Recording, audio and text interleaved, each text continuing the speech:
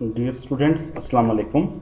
Today we are going to talk about our course Physiology and Immunology, course code CHEM444. This is lecture number 5 of our series of online lectures. Today the topic of our lecture is lymphatic fluids. The outline for today's lecture is we will talk about what is lymphatic system, then we will talk about lymphatic organs and tissues, we will talk about lymph fluid, we'll talk about lymph formation, we'll talk about lymph composition and circulation, then we will talk about functions of lymphatic system, and we will also talk about certain disorders that are associated with this system. So this is the comprehensive outline of our today's lecture. Now moving to our lecture. Now what is lymphatic system? Lymphatic system collects and returns some tissue fluid to the bloodstream, defends the body against infection and tissue damage. Here is this graph showing that we have three systems. One is the hemetic system, other one is the immune system, and another one is the lymphatic system. So we can see here that there is some common ground in between these systems, in between the hemetic system, immune system and the lymphatic system. Generally this commonality is through defense, because these three systems somehow come together in the defense of the body. So you can say that along with the hemetic system and the immune system, lymphatic system functions in the defense of the body. So this is how there is a common ground between these three different systems. There are different tissues or organs associated with this system. One is the tonsils, which are located here in this position. One is thymus, located here. Other one is spleen, and the other one is liver. Liver is, you know, the center of metabolism, associated with many functions. But along with that, it also has a role in lymphatic system. So we will talk about lymphatic organs and tissues. Primary there are basically two types of lymphatic organs and tissues. One is called primary lymphatic organs. They are red bone marrow and the thymus glands. Stem cells in red bone marrow give rise to mature B cells and to pre-T cells. T cells migrate in thymus and mature there. So this red bone marrow and thymus glands, they are associated with the primary lymphatic organs. Then we have secondary lymphoid organs, they are abbreviated as SLOs, include lymph nodes, LNs, spleen, Pierce patches, PPs, and mucosal tissues, the nasal associated lymphoid tissue, adenoids, and tonsils. So this is how the lymphatic organs and tissues are classified into primary lymphatic organs and secondary lymphoid organs. So now here it is showing, this diagram is showing that how the lymph is formed You can see here that this is high pressure blood flowing into capillaries. This is the capillary. And this is capillary containing blood, and on the other side we have low pressure blood flowing into veins from capillary. Now we have certain pores through which water, cells, oxygen, glucose, etc. pass through capillary wall. Water has the ability to re-enter capillary by osmosis. These are the cells of tissue. These are the cells of tissue, and this is the lymph. Here you can see that some part of it can enter here, and this is a whole is lymphatic vessel. Lymphatic vessel receives this lymph. So this is how the overall system looks like in a diagram.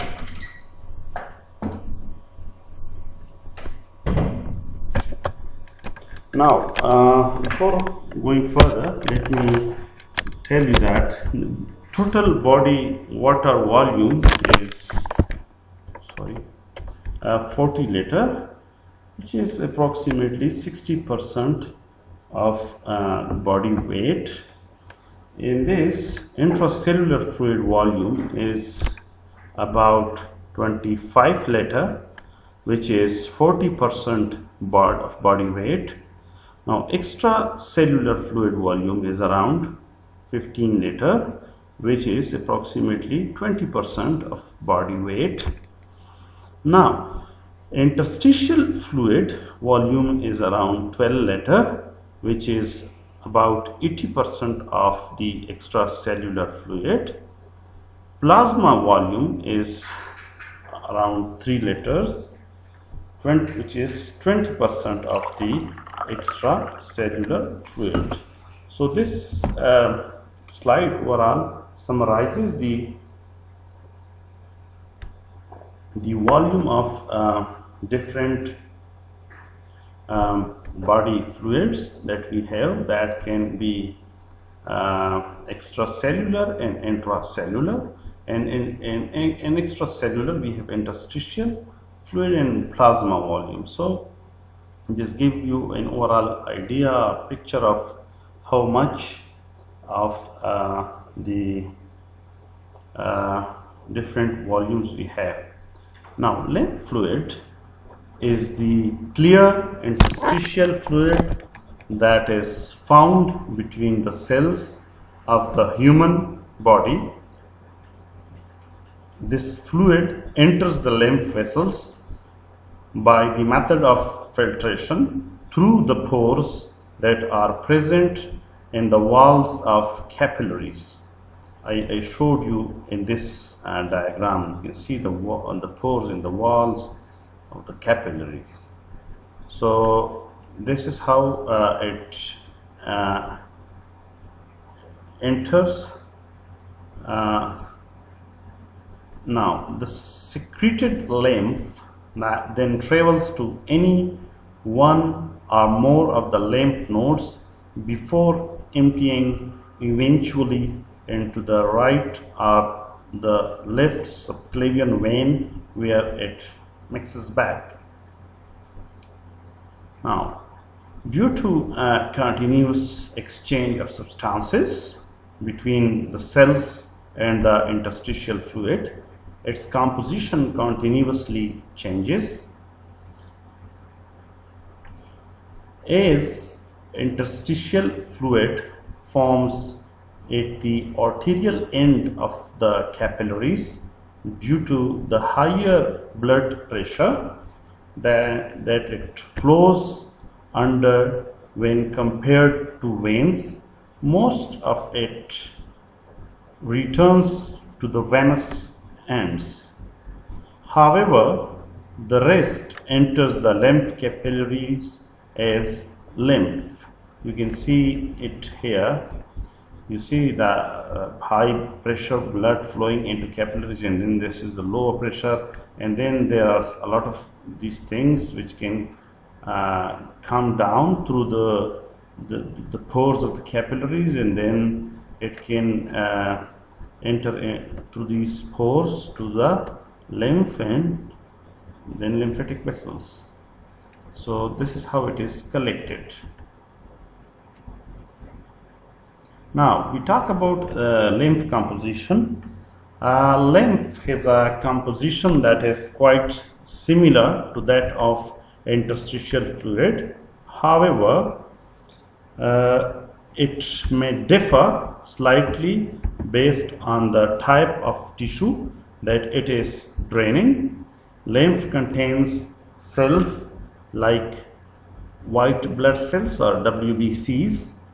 The concentration of lymphocytes, a type of white blood cell, is higher in the lymph fluid when it leaves a lymph node. It has no RBCs and larger proteins.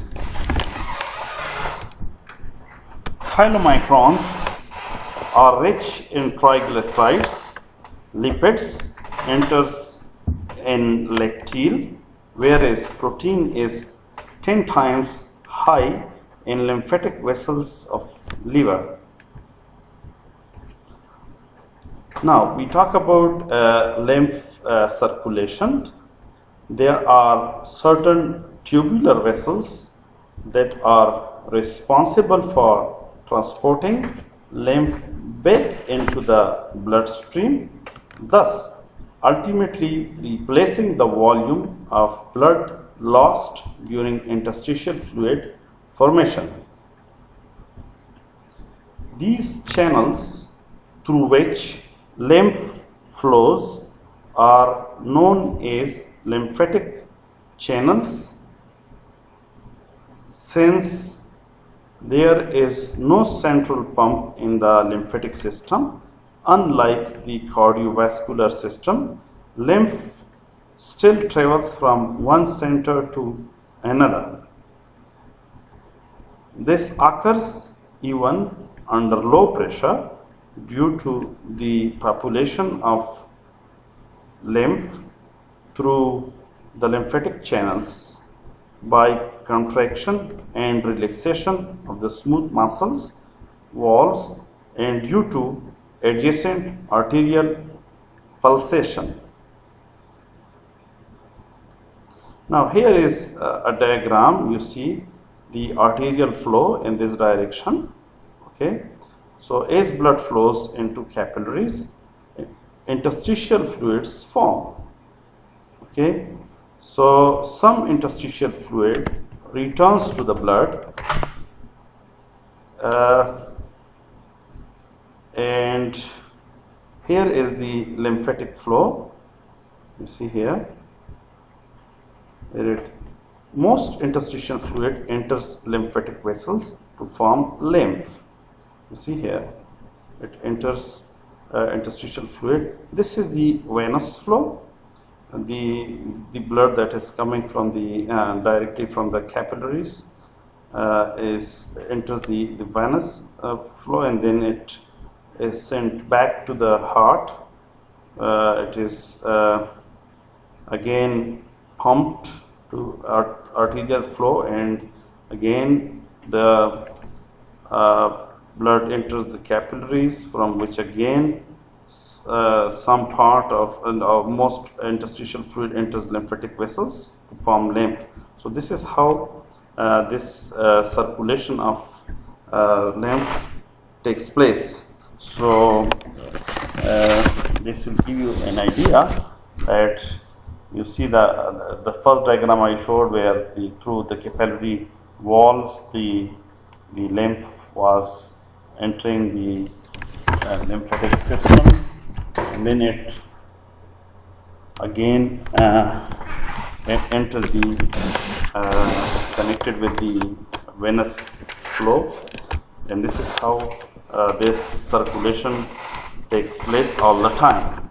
So hopefully this diagram is going to help you to understand the process of lymph circulations.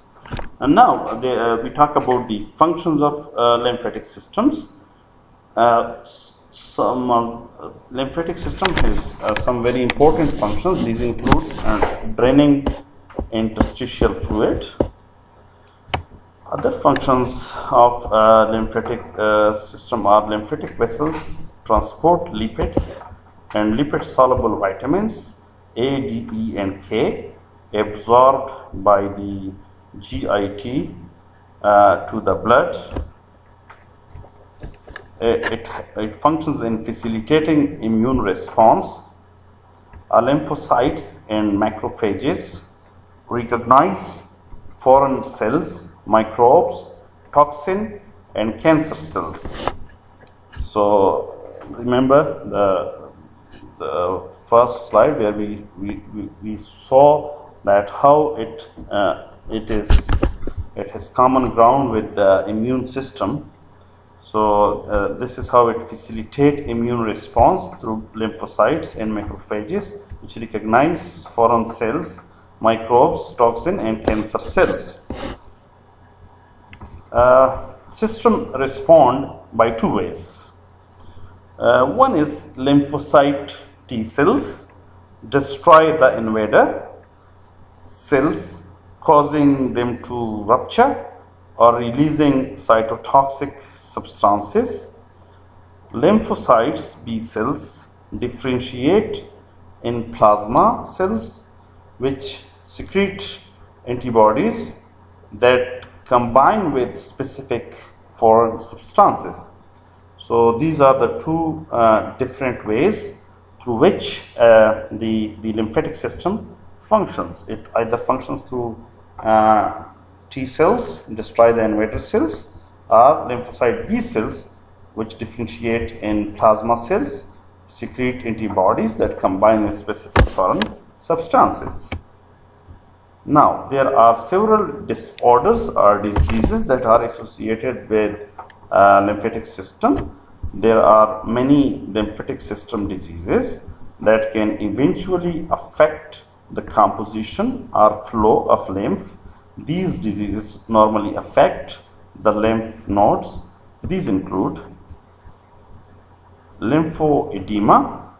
Lymphoedema is the condition where there is obstruction of the lymphatic system. In this condition, there is fluid buildup which leads to edema and swelling. This may occur due to either obstruction, due to an overgrowth, or due to an infections. Lymphadenopathy is an increase in the size of the lymph nodes. This normally signifies the presence of an infection or disease in the body. So this situation is one that tells you that some type of infection or disease has happened in the body. Lymphadenitis is a condition where there is inflammation of the lymph node and the lymphatic system. So the inflammation of the lymph node and lymphatic system can result in this disease, again pointing to some form of lymph disorder. Then we have lymphoma. Lymphoma is a type of cancer that arises from the lymph nodes. In this condition, the lymphocytes undergo changes and start to multiply uncontrollably, which is typical of cancer. In cancer, we know that there is uncontrolled division of cells. So in case of lymphoma, this is a type of cancer that arises from lymph nodes. In this condition, the lymphocytes undergo changes and start to multiply uncontrollably. Lymphatic system is an important part of the body's defense system, which helps to fight off infections, most of which is carried out by this clear fluid. So these are the different types of disorders or diseases that are associated with the lymphatic systems.